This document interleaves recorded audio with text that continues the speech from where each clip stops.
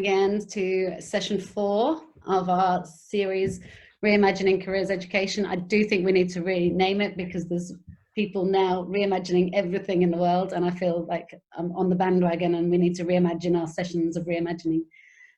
So we might change the name soon. But yeah, this is session 4, growing every week, which is fantastic to see, and people really spreading the word. I think this week we've still got Singapore, we've got New Zealand, we've got Ireland as well this week, as well as the UK. So people from all over sharing that passion to progress things in student futures. Before we start, it's Reconciliation Week here. I acknowledge that I'm here today on the land of the Guringai people, the traditional owners of this beautiful land. I pay my respects to the elders past, present, and most importantly for us today in our field of work and the future leaders. I think the work that's been done this week is fantastic. We went straight from National Careers Week last week to Reconciliation Week this week. And I did see an event that the awesome team at Year 13 are putting on next week that I wanted to share, which is about Ask Me Anything. So it's engaging with Aboriginal children and young people for National Reconciliation Week, but as it's Year 13, it's very much around the sensitivities of student futures as well. So I think the link is coming in the chat to that if you want to register. It's a very short, I think it's a half-hour session, but it should be really, really interesting. I'm going to stop share for a minute, we don't need that. Okay, let me just grab the chat up. Can everyone else hear? Can you give me a thumbs up if you can hear me? Someone can't hear? Everyone else is all good, okay. Yeah, just make sure your sound is on, or you've allowed audio or joined the audio. Sometimes if you haven't joined the audio, that's the issue.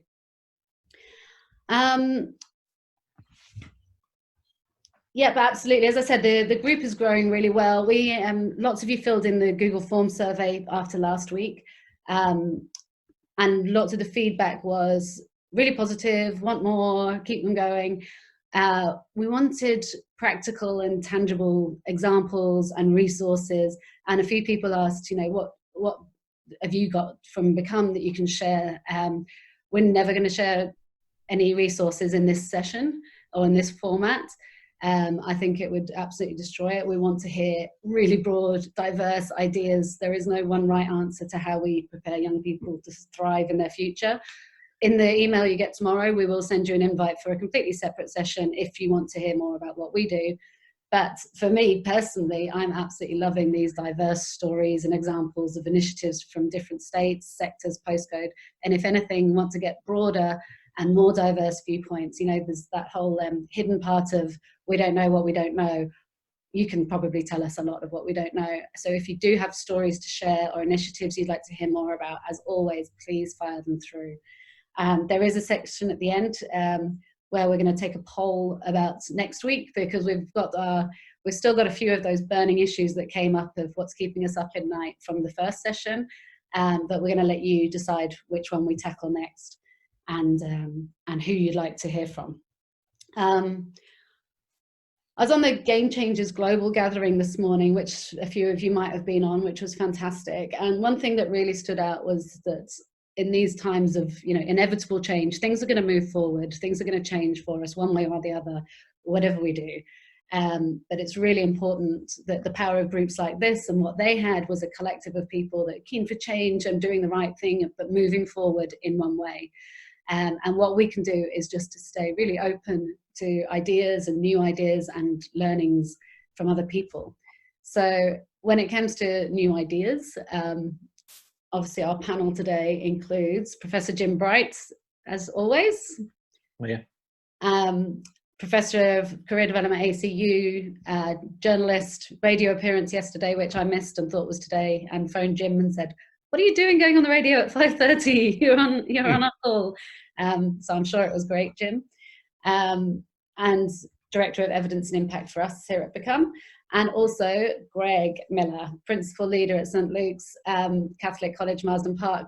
Hi, Greg. Thank you so much for joining us. No worries, Liv. Thanks very much for having me, and good afternoon, everybody. when we've had a few different schools and approaches on now, and as we keep hearing from different people, like I know the story of St. Luke's and see what you're doing really publicly as well. But for everyone else, if you could just give us a brief overview of the school, the approach, the vision, and the progress so far, that would be great for that context. Yeah, sure. St. Luke's Catholic College is in its 4th year. We're growing very, very rapidly. We started back in February 2017, and our vision was to design and establish a new normal for a preschool to post-school setting.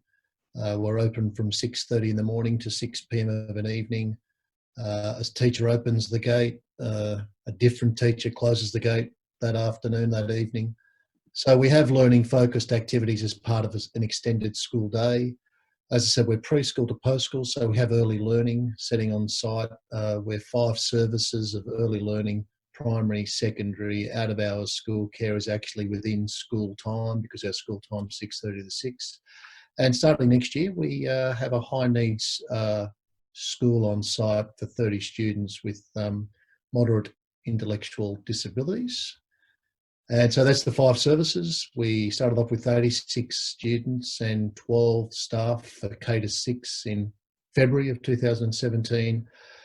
As of today, because we've had enrolments every day this week, we're coming back to full time. We're sitting at about 960 students and just under 100 staff across 4 of those 5 services. And our vision is to nurture faith-filled, curious children to become creative contributors and innovative problem solvers for a changing world. That's something that benchmarks almost every decision that we make, and we ask ourselves, how is what we're doing here going to enable students to become those creative contributors and innovative problem solvers in what has just been recently proven as a rapidly changing VUCA world. Within that, we have what we call our 4 schools. We have an early learning school where it's play-based learning because we believe deeply in the power of exploration and discovery for those young people. We then have what we call our School of Foundations. So we don't talk primary and secondary, we talk School of Foundations for our kindergarten to year 4 students. And as a part of that, we introduce our interpretation of the Australian general capabilities, known as our 6 pillars of learning. So from as early as kindergarten, we have teachers as part of the work that they do, assessing students in their ability to witness in the way of Jesus because of our faith-based background, Catholic background and Catholic faith that's prominent at school at St. Luke's, but also to manage themselves, to relate with others, to inquire and pose questions, to think critically, and to create solutions to real-world problems. So witness, manage, relate are our social skills, and inquire, think and create the enterprise skills required for a rapidly changing world. And that's prominent in the way that we provide feedback. It's prominent as a part of our planning, programming and assessment. And it's also prominent when we officially report to parents as what we're obligated to do. So that's it in a nutshell, Liv. It's probably, I could be here all night with you, but I know we don't have that time. But it's tremendously energizing. It's a great privilege to be a part of something that is, combining best practice with next practice to come up with the new normal. We heard the new normal mentioned about 1 million times in the last couple of months. We would like to think St. Luke's were talking about a new normal before coronavirus. First, I know. Anyway, that's it in a nutshell. I hope that's helpful. Yeah, I mean, I think you can see in that little synopsis how different the structure is. So we'd expect that the way you do student futures and where that sits to be different as well. And I think towards the end of last year, you addressed like, what do we call this that we're doing? And in the first session of this group, we talked about, do we have an image problem? As careers education absolutely suffers from an image problem, a brand issue. And I think when I talked to people in the Diocese of Parramatta, was it Sue, the old deputy? She said, careers education is so out of date. We don't even have them. We don't even have careers advisors. And I think most people here go, oh, we know how powerful this work is. what should it be called if there's so much association with the old way of doing things? And you've talked about life design.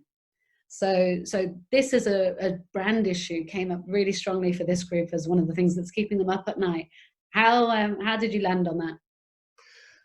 Well, interestingly, up until about late November, early December last year, it was known as Pathways for the first 2 years. And what we were continually confronting was this stigma even. So we made a considered decision to not use the term careers, because our ultimate goal is that in nurturing those creative contributors and every problem solvers, that really we're trying to have students understand who they are, what they can do and what problems they want to solve.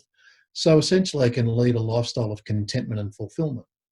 Now, what we unpacked 2 and 3 years ago was required a whole host of things.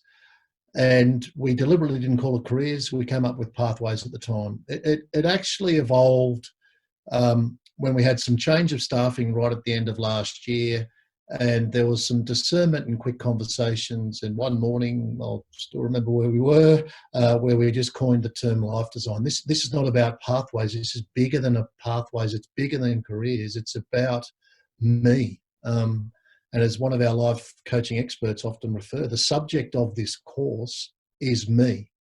Who am I? What can I do? What problems do I want to solve? And we believed deeply that life design more authentically represented what we're doing. And as I said, like I meet with year 7 when they come in, I just say, look, with all due respect to those who believe in the HSC, I'm not so sure the HSC can provide all the answers to questions about who I am and what I can do and what problem I want to solve. So they're the 3 HSC questions that I have for every student here at St. Luke's. And we need to actually dedicate time towards that, so that and bring in expertise and look at other aspects of the work beyond mandated curriculum, because mandated curriculum, we get to the end of year 12 and we can produce kids that can really study for that HSC exam, or whether it's VC in Victoria, and we can go out there and get those band 5s and 6s, but a band 5 in modern history or a band 6 in legal studies or a band 4 in advanced mathematics does not tell me anything about who I am, what I can do and what problems I want to solve. It does tell me a lot about my technical expertise around a particular subject discipline, but how do I take that discipline, if I'm interested and good at that, and combine that with my talents? So, in designing this, we've called in life industry experts. We work with a group called Inner Zone, and also obviously, of course, yourself live in our stage 3 program, where we believe that that's the beginning point. And going back to our structure, we deliberately call years 5 to 8 our school of leadership, so that over a 4-year period of doing this life design work, with work that you do as part of Become Education, and then as our students go into year 7, they do with Inner Zone and our life design teachers, is that they get to understand where my 6 pillar strengths lie. So for example, I might create I can progress, or I've got a real strength in the pillar of create, and it's most noticeable when I'm in English and Hisy. And people go, hang on, creativity's for the visual arts and music and performing arts, isn't it? Well, no, we can be creative through the written word. We can actually be creative in the way that we present in an English presentation. Rather than doing a slideshow, we can do other things. So over time, and we're only at the very beginning stages of this, is that students can start to, it's their data, and they share with themselves and review themselves with an expert teacher about where their strengths lie in those 6 pillars. And then as they make that progress, at the end of year 8, we want every kid to be able to speak confidently and competently about their strengths, and so that they can lead in an area that they're comfortable with, and because they know that area deeply. We can learn leadership, and we learn leadership when we know where we are confident and competent in areas of aspects. And there are dozens of examples of that. But in year 7 is when we introduce our life coaches. So we do things like we introduce the concept of SIM. We all have a unique phone SIM. Well, we all have our own unique strengths, interests, and motivations. And we go to great detail and depth to explore what they are through the expertise of life coaches who work with professionals who all the time are going through midlife professional crisis at 30, 35, 40, 45, and they've worked it out. We need to get to these people when they're 10, 12 and 15. Because as you've said and Jim shared before, I think it's that 83% of people at the age of 10, I think it is, 83% of people think at least once a week about their future, but only 10% of those kids have the opportunity to explore that in a meaningful way with an adult. Now, we're trying to bring that up to 100%, and we do, in a really dedicated way. We use the Clifton Strengths Finders talents to explore with the kids. We're just doing that with Year 7 at the moment because of we should have been doing this at the end of Term 1, but it wasn't. And they unpack what their 3 strengths are, and then when they move into Year 9, we have done that. They go to the Adult Strengths Finder, so they can speak about their talents. My 3 of my 5, I keep forgetting the other 2, is I'm a learner, I'm self-assured, I take responsibility, although some others might differ. But they're my strengths, and when I'm in the flow or in my zone, that's when I'm using them to their optimum. But when I overuse them, they become a weakness. And and we test and trial that. We test and trial that through passion projects. We introduce the concept of leadership. What does it mean to be a leader? We study leadership, and we find that leadership doesn't have to be the principal, for example. We find that leaders don't need a badge, and we all know that, but 13 kids don't always know that. So we actually dedicate more time to life design because we keep to minimum indicative hours. And whilst on Principal of St Luke's, we won't go a minute over that, especially in the secondary context. And it's really interesting because we're starting to ask questions about the value of, especially in this current circumstance, what's the value of time when indicative hours are not face-to-face hours and learning really can be taking place 24/7. I think most people here would love, and one of the big challenges I set up, would love to have more time allocated to learning these skills to be able to fit yourself together with the world, essentially to explore, design and navigate your future, your life. But not many places, and that's one of the big challenges people have. It's like, we know it's really important. We know it's the key to being able to survive and thrive. Where can you go into a bit more detail about how you've structured it to find the time and how much time you've managed to dedicate to it? Sure. So I can answer the second question first. And at the moment, in Year 7, when you take a minimum indicative hours approach and you also do languages other than English in Year 7, and I know this is not applicable to people outside New South Wales, but we all have our parameters around time based on the oversight of authorities, whoever lead the education system in our states or in countries. But we do languages other than English in Year 7. So what that means is we do 43 hours a fortnight on NESA learning, and includes obviously a faith-based component as well, which in non-faith-based schools you could find more time. But if you take the minimum indicative hours, it's 43 plus 7 hours in Year 7 across the fortnight. In Year 8, it's 40 plus 10. In Years 9 and 10, you no longer have to do electives. We haven't had to do that, I think, since 2011. All of a sudden, we find 4 days a fortnight or 2 days a week in Year 9 to dedicate to life design. And it's 4.5 days a fortnight. So think about that. That's nearly 1 week in every 2 you can dedicate to life design in Year 10. And everyone's probably thinking, what are you doing with the time? Well, that's presenting a real exciting challenge for us for the moment. So the minimum indicative hours approach is how we've found the time. And we've been iterating and developing and designing, a scope and sequence. So, we program life design, but we don't program it to dot points or syllabus outcomes and all that sort of stuff. We have, an overarching goal. In any particular unit of work, we're very clear on the focus and we're very precise around how we get there. We adopt our inquiry pedagogies, which are seamless throughout all our KLAs, and that applies to life design as well. So it's so freeing. It has been absolutely freeing.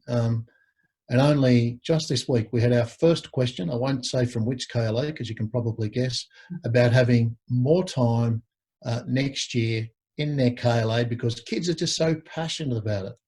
My first question to the teacher was, can you prove that 100% of kids are passionate about doing more time in your subject as compared to every other subject? That question was 2 days ago, and I haven't had an answer yet. So when we get 100% of kids picketing on the front door of the principal's office, we want more time in a certain subject, we'll give them that, but I don't think that day's anytime soon.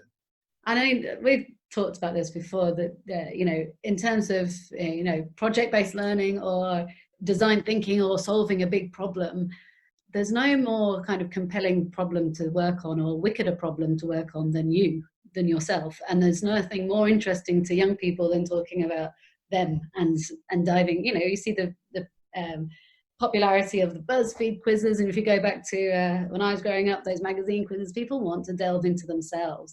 And when they have the chance to actually explore something really personal, and they can realize they can shake all the constraints off and go, actually, I'm free to focus on where I want to focus now. It's very powerful. What's the feedback from the students? It's quite strong. We haven't done a lot of that this year insofar as because of obviously interruption. And we certainly haven't done any with Year 7 who were only with us for 8 weeks before. You know, we've just seen them again this week essentially. So this year, not a lot. So in relation to our current Year 9 students, they're very, very keen and interested. We've actually got, we've already got Year 9 kids asking as a part of what we call their personal design plan. So Year 8 actually finishes with them understanding their, we go through a series of activities through their sim to develop an understanding around their passions. So how their passions and their strengths and the impact of those create purpose. So by the end of term 3, students are starting to understand their purpose, and they use that purpose and they develop these purpose statements. They make videos about that. A number of students, and a number of students that joined us in Year 8 last year came from other schools as well. Actually, one young lady said it's the most satisfying thing that they've ever done in school. Now, she's a very switched on young lady. 3 or 4 of hers we've showed to various people, and there are most adults in this world who couldn't articulate their life purpose, yet we've got 14-year-olds doing that as succinctly and articulately as most, more than most adults can. So the feedback is that it's very positive. They love the passion projects. We've probably got to find the right balance of that. For me, you know, like, it's not all rosy. I would say that that the pinch point's coming to see a little bit of more product from our Year 9 students, particularly. At the moment, you know, they're working through a project wherein week 9 of this term, they're pitching an entrepreneurial idea, and they did a draft format of that last term. I did some Zooms with them whilst they were at home, and we've put the challenge out there that the best 5 of those will actually be doing a Shark Tank pitch in week 10, and they have to earn the right to be introduced to 3 entrepreneurs that we're going to ask to come in and offer feedback to our 4 or 5 best groups or individuals. So they get the choice. You know, a couple of ideas there. One in particular is this portable coffee cart that they want to develop, portable kiosk, because we don't have a canteen on site, just we don't yet and won't for another couple of years. So they've identified a need where they can create an impact. They want to, they've got an interest in entrepreneurial or entrepreneurship, because being an entrepreneurship and entrepreneurial learning, there are some obvious differences there where they do come together. So they'll have the opportunity to pitch to the whole group in week 9, and then we'll get some people in here to give some Shark Tank. Maybe they might not be as direct or as tough as some of the Shark Tank people, but certainly so like they're all enthusiastic about all that. They've realised that there's a deadline because there's deadlines in real world learning. They realise that they've got to access experts to get their presentation to exactly where they need it to be. They've got to work together as a team and collaborate to get their ideas pulled together. And all of a sudden, you know, we're trying to reflect that in some of the general capability statements of having digital badges there for them to go on an online folio of work. So the feedback has been quite positive. We have surveyed students. Well, we do in all subjects here at St Luke's anyway. Toward the end or at the end of a unit of work, we see feedback from students about their experience of learning. And that is undertaken. So one of our coaches will sit with our teachers to unpack that feedback and learn from it, and you know, pick out what's working well, and then identify it would be even better if, and we move forward with the next work as we do with life design. Yeah, I love that. I love that approach. I'm going to bring Jim in for a minute because you said a few of his trigger words there in terms of purpose, passion, and focusing on what problems you want to solve in the world.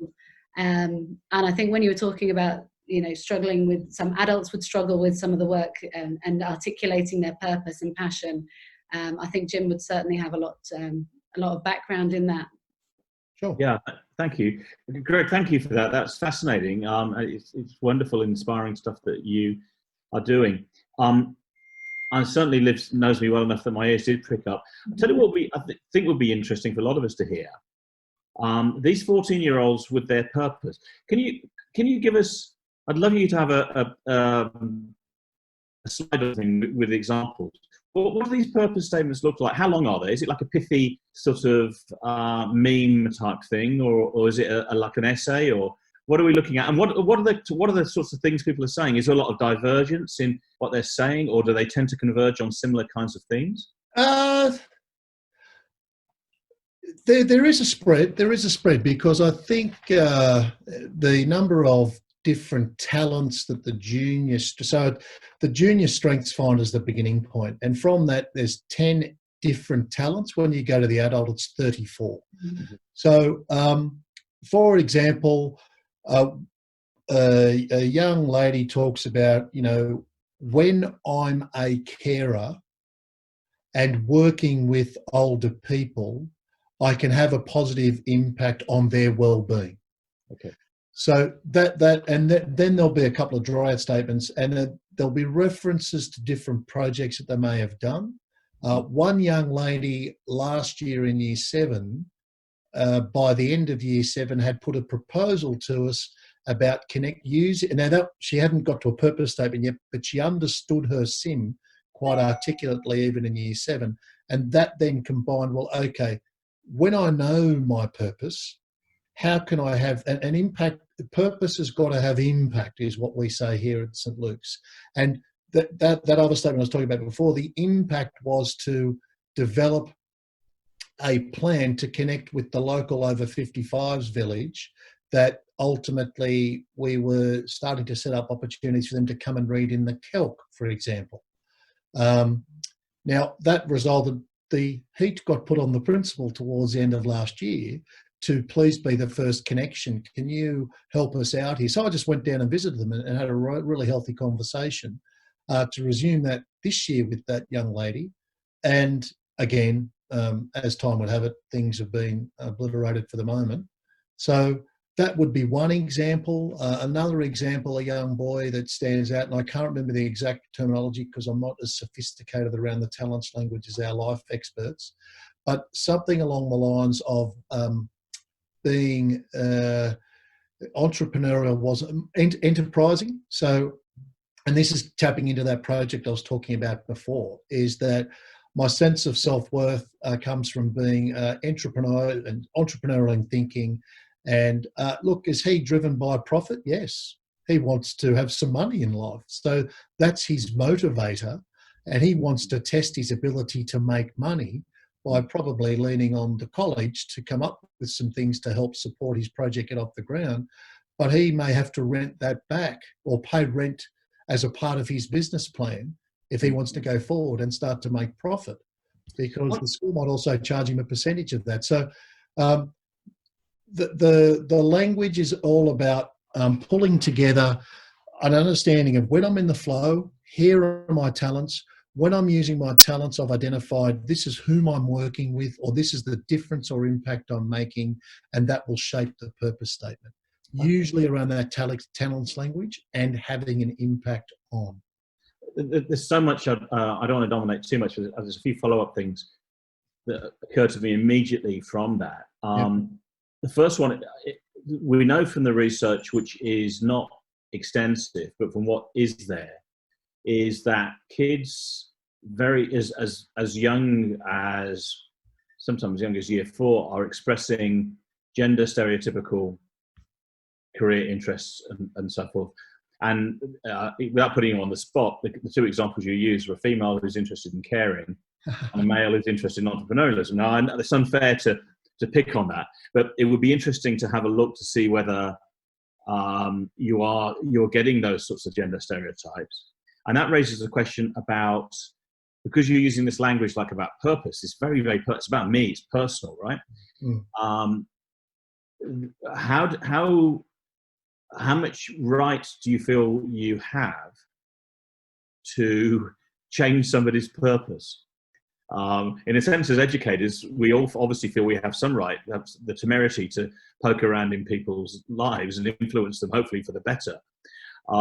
But clearly there must be situations where you see young people, or your coaches will see young people who you may feel are being perhaps overly influenced or constrained by stereotypical thinking, or, you know, people who say, I want to be like my mom or like my dad or my granddad.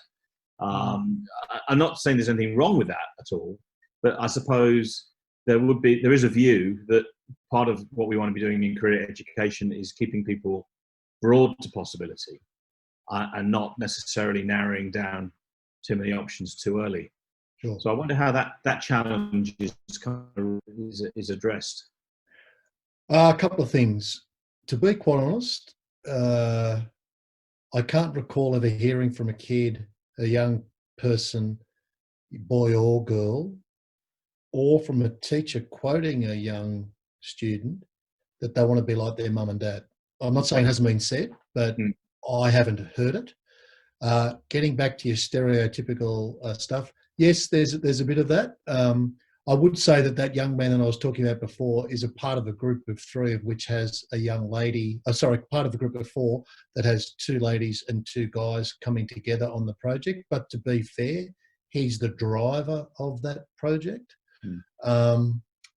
The other thing about stereotypes, this current Year 9 group, we probably didn't do a great amount of depth around breaking the stereotypical mould.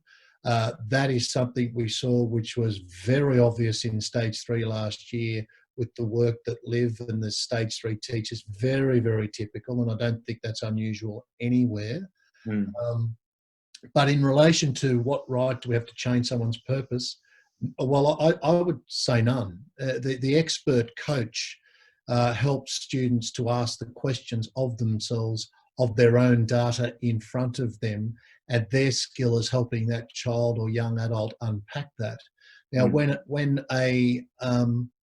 someone says, I want to be an engineer, we'd say that's not the right answer. We want to know how your talents would impact positively in, and a little bit of the FYI work that we do in clusters of areas. So there are certain, and we're still in this, and I know that Liv's been doing some work behind the scenes of trying to, and I don't know where she's up to, about some alignment with dispositions and how they might feed into some of these clusters of work. So, you know, artisan is one of those areas that they look at. Carer, I think, is another one of those clusters. I don't know that work intricately, but so it'd be the skill of the coach and the teacher. And you know, one, I suppose, blunt example was when one young person was talking about being an engineer, hadn't even investigated what's required down that path, and we sort of had to hint towards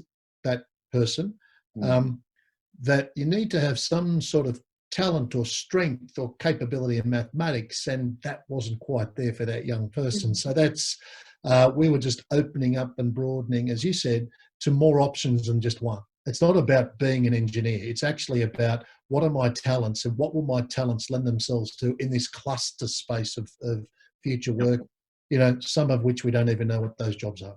Great, thank you. There's so many things I could ask, and I'm very aware I don't want to dominate. I'm going to give you a couple of supplementary questions. One for you to kind of ponder whenever you like, and one perhaps you could come back to straight away. The one to ponder is: do you think it's important that the coaches are external to the school, or could you envisage the coaches eventually being sort of your teaching staff being given that capacity and trained up in that role, or would that somehow break the dynamic in some sense, that having these people coming in as independent kind of figures is important? So that's one aspect. That's the one I want you to kind of reflect on. I'm not wanting an immediate answer to that, and maybe some of the other people on the line would be interested to ask that question later. The one I'm interested in right now is, I agree that career is personal. Mark Savickas, a figure in our career development field that many know, often used that expression, career is personal. That's his excuse for introducing a lot of psychodynamic psychology into our field, or reintroducing it. So in other words, early childhood memories and things like this. Now, I guess one thing I was thinking about in relation to this is, in my cartoon brain, I'm thinking, here I am, I'm the 14-year-old, I'm in the classroom, I'm looking around, and I'm thinking, but I don't have a purpose. They've got better purposes than me. My purpose is rubbish, Someone wants to save the world. All I want to do is collect curly whirlies, and so it could be, what about the kids who perhaps have got a lot going on in their lives, a lot of challenges they're facing, perhaps away from the school, in their social, they've got real things going on there. School, if anything, when they attend, is a place to kind of get away from the horrors that perhaps are going on at home. Of course, that will vary. Some schools will have a lot of that. Some schools will have perhaps not very much of it. But I guess, how have you encountered any of that in your catchment? How would you cater for those people? Because some of this stuff is kind of, quite rightly, quite confronting stuff and great stuff. And this is not an argument for not doing it at all. But I just think there are some people here who would be interested to know, how do you deal with those? Because for some of those people, I remember when I was training some teachers to do an exercise, just a collage exercise about me now. And they went away and worked with some kids in their school. This was down in Victoria. And one of the teachers came back, and it was just a fridge this kid had done with food in it. And he said, this is what I want in 5 years. And so, what's this? I just want to be able to put food on the table because my parents can't do that. And it was really moving, because I think both parents were drug addicts, I believe, and they had real problems. And the kid was basically being the adult in the family and having to try and look after the younger brothers and sisters and the rest of it. And we all gulped a bit at that. And I guess it's those sorts of things. How there'll be kids who perhaps aren't ready for this yet, in the sense that they've got too much going on already. Perhaps, I don't know. So that's not a particularly well-constructed question, but I think you get the flavour of what I'm trying to get at here. Yeah, absolutely. And look, as you're speaking, there are a couple of those students that are in, it comes straight to mind, and they're students that two of their purpose statements were ordinary, to say the least, without the depth and the detail, for sure. And one of those people have some fairly, I'm just trying to do this without identifying them, but basically have issues around abandonment, I suppose, is the best way of saying it. And so, what's come out of that is well, as we've got to know that person better, is that there's what I would call a triaging approach, because sitting underneath life design is a well-being approach, or a positive psychology approach to knowing more than the academic. And what we have found over time is that these things surface in different ways because of the coaching conversations at that pace, not just, and just to tap on your other, not just your coaches, but as teachers get more skilled at seeing coaches in the work, we've had a great ability to have these two life coaches and to watch them apply their craft in a learning space. And but we're at a pinch point at the moment about a scalability. We can't keep replicating them. So we do have in mind some training for, you know, we did it at the end of last year. We'll be advertising a role called life design teacher. It won't be science teacher. It won't be maths teacher. It'll be teacher of life design. And we do look at the opportunity of 6 or 8 or 10 key people, because we don't have year coordinators. We don't have house coordinators, because we would call that an old school role for the increasing well-being you know, challenges that we've got in schools in the last 10 to 15 years for those very kids that are putting food on the table as a 14-year-old because their parents don't, can't or won't.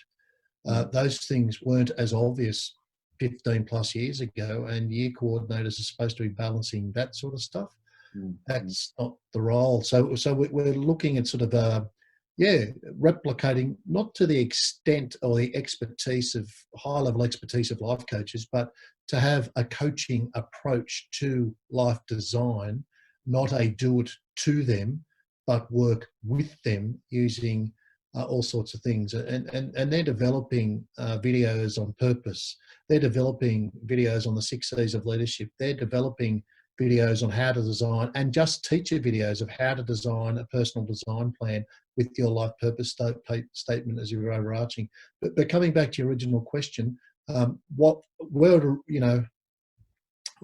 at a really interesting time where we have to have something. We don't actually have a well-being structure at the moment, and we're probably able to get away with that until the end of this year. But when you go to about 400 kids in a secondary setting next year, the fluidity and the grey of all that can no longer suffice. So we are working on roles and structures and teams. And structure's not the right word, but teams of teachers who will be coaches and have a predominant amount of time delivering life design and working with students one-to-one coaching time, which won't be a lot because we won't have that amount of resource, but it will be the opportunity that every young person will have a significant adult in their life from year 7 onwards when they get introduced to 6, 8 or 10 teachers throughout any given week. One very final question for the moment, and just a yes/no answer, put you on the spot. Do you think all of your staff should go through this life design program on appointment? Yes or no? All? No. Okay, thank you. That's you're grilling grilling by Jim.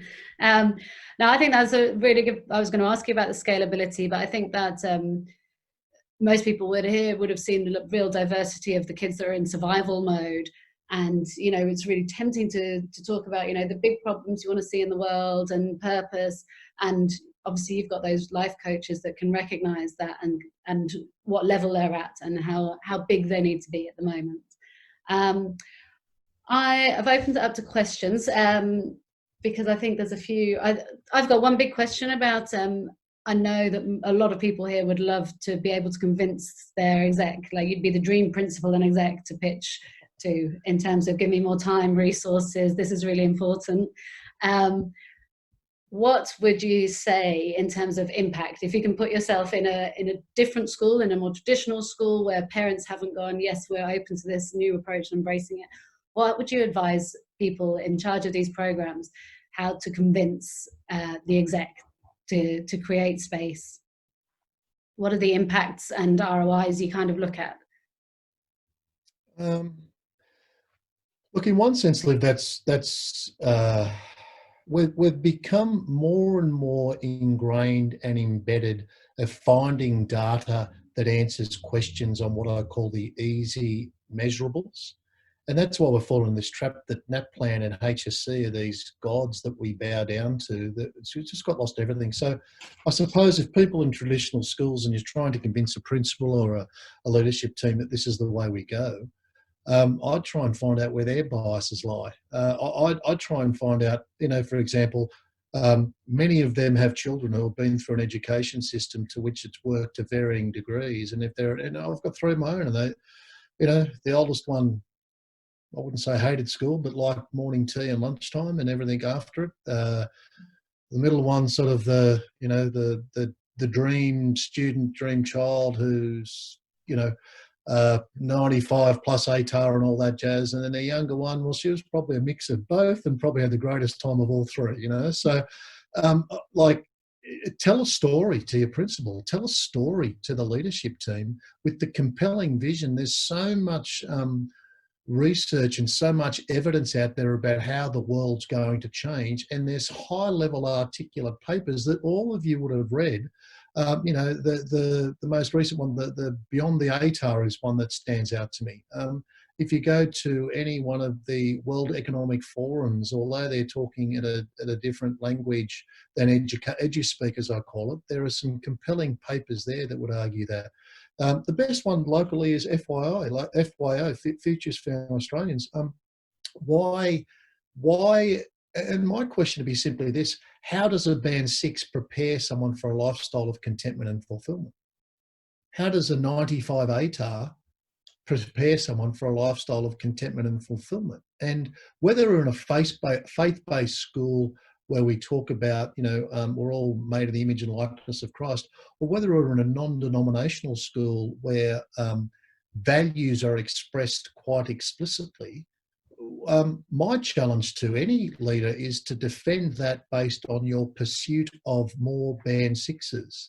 How does that align with doing values you actually express?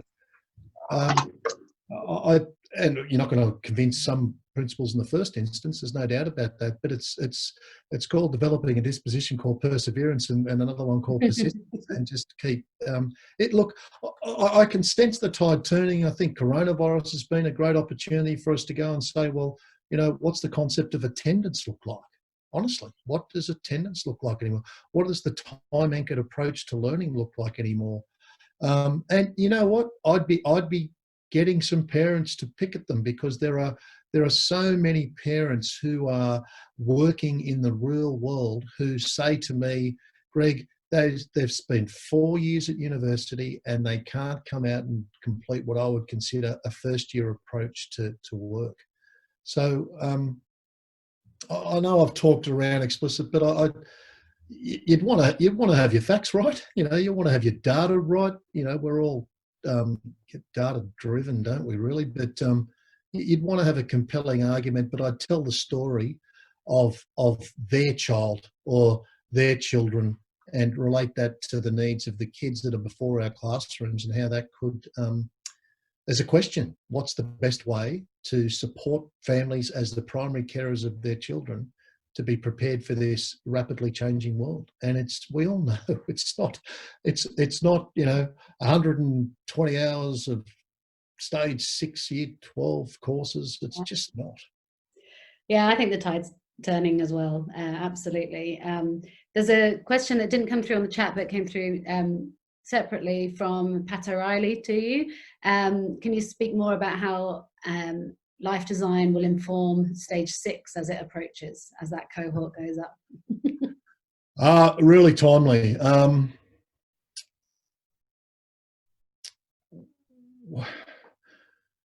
don't know how much to say here, but look, I suppose we're asking questions about how much we can play the system. And I'm not talking about CDP, I'm talking about the education system. So a HSC is important in the life of most of our parents. So we're not walking away from HSC. The HSC will be a part of what we do. It has to be. So we've got to be real, because if all of a sudden we turn around and say we're not going to offer HSC, half the kids will walk out and go down the road. And I understand that. So we've got to be real about that. What we're looking at doing, for example, you know, next year there are options of maybe having maybe a 2-unit prelim course in design that the students sit, so they've completed that. That frees up a little bit more of your prelim into the following year, so that our intent is that life design will go through to year 12. And as they get older and go through year 11 and year 12, that might look different for some kids, and it might look well, very thin for others, because all they want to do is study for that HSC. So we do intend to create time, and we're only at the very beginning of those conversations. We're talking about some exciting things that are happening in other schools. You one of our schools in the system, Carolyn Chisholm, is doing some great beginning work with trying to combine HSC work with diploma courses and articulation agreements into second year university.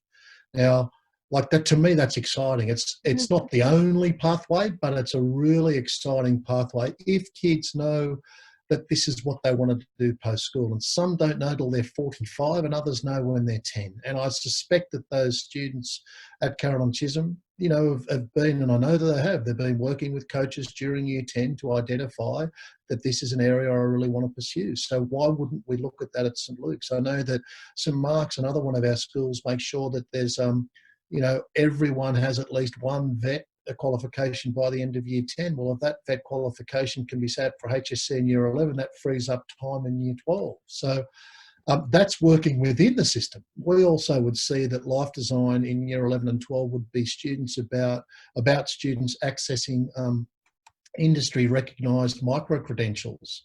It might be about doing short courses over the course of 2 years that they, I haven't talked about this evolution of an online folio of evidence that showcases the very best of who they are, what they can do and what problems they want to solve, with real evidence about them applying that mad idea they had about having these over 55s coming in, and over 2 or 3 years, they've tracked the progress of that and the impact of that, of this project that I led. We see students wanting to do more of that through year 11 and 12 and not having that crushed by this one and only pursuit of a HSC. So there's and I'm just talking about within the realms of what I would call working the system to its maximum to provide as many options as possible. And the other thing that we, haven't even touched on here, I mean, again, looking to New South Wales, is I won't quote people, but people are saying we're back to face-to-face full-time teaching. Well, it's about learning, or teaching and learning, not just teaching. And face-to-face, what does that mean in this day where we just had Zooms for a while? Why do we have to have time-anchored approaches to that? So I suppose we're turbocharging our approaches to really exploiting every possible loophole possible. And I'll keep saying possible because what's possible is got to be the aim here, and not be brought back by the obstacles that we too easily fall back into, I suppose. Yeah. Greg, I was going to say, Greg, on that point, forgive my ignorance. Do you have discretion to introduce the IB in the Catholic system or not? Well, we do, but it's not something that is on our horizon here for a whole host of reasons. But it's not something the system does. I know that a little while before I was employed, there was talk about that, and occasionally that gets brought up, but it's not something I don't think. If it is, it's not something I've heard of that's a priority for the system to pursue. Okay, thank you. Probably got time for one or two last quick questions. Someone's asked, Joanne's asked if you talked about a vet qualification in year 10. Do you have any examples of what you're thinking? Yes, the terminology escapes me, but there's a certificate too around vocational work practices, I think it's called. I don't have the exact title of the course here, so that is Caroline Chisholm College. Sorry? Was that the Caroline Chisholm example? No. Caroline Chisholm was the diploma example. Actually another colleague, Santa Sophia, is actually introducing Cert 1 qualifications from as early as year 7.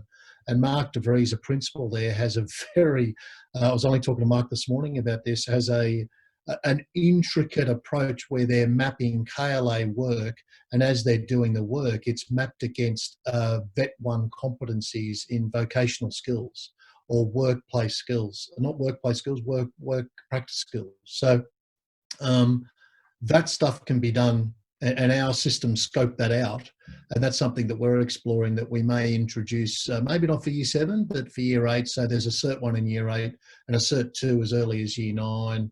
That might then morph into a design preliminary age, because the design thinking, which, we've got a very, very senior experienced HSC marker around the design technology course in stage 6, and basically said, look, 2 passion projects can be the beginning point of obtaining the sign-off of completing the preliminary HSC in that subject, and we'll have more hours over 4 terms to do that than you do over your 3 in year 11. Yeah, brilliant.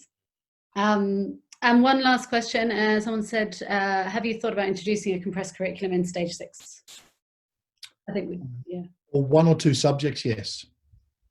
Okay. For 1 or 2, but again, it's the work that we're doing at the moment that we need to draft, we need to take to parents, because they're, co-workers and stakeholders and all this, and we need to involve our students as well. But, I suppose my dream is that when we do take it to parents and do take it to students, that we blow their minds away about the possibilities, and they're asking, we never thought any of this was possible. Well, I think your parents' engagement has been a real focus for you, hasn't it? And I think from what I've seen, they're all very positive and open. And I think if you're going to send your child to a school that talks about best practice and next practice, then they're probably the ones that are keen for change. Yeah, look, we still had to convince our parents, especially in the early days, because whilst you can spruik all this, blue sky thinking about what school will look like, it doesn't really count until the rubber hits the road. And then, one example is I haven't given a certificate in 3.5 years because we believe deeply in the value of intrinsic motivation. And so we've got students now. That first.